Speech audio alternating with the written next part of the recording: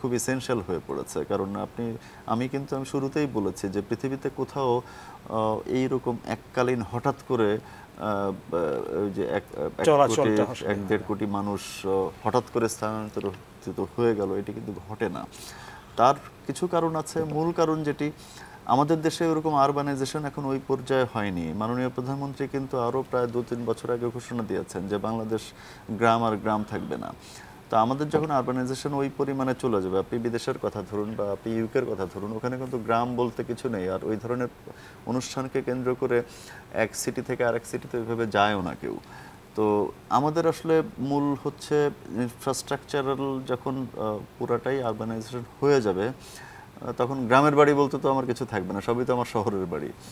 এটি একটু বিষয়। আমার নিজস্ব আপনজনরা যখন বিভিন্ন জায়গায় থাকবেন, আমি ধরুন যে আমি খুলনা থেকে এসেছি, তো আমি তো ছুটি না পেলে আমি তো আমাদের গ্রামের বাড়িতেই ঈদ করতে যাই, এটি স্বাভাবিক, সকলেই যায়। আমি যখন স্টুডেন্ট ছিলাম তখনও কিন্তু আমি গ্রামের বাড়িতেই যেতাম। তো এখন হয়তো জরুরি জনগুরুত্বপূর্ণ কাজে আছি বলে আমি যাচ্ছি না।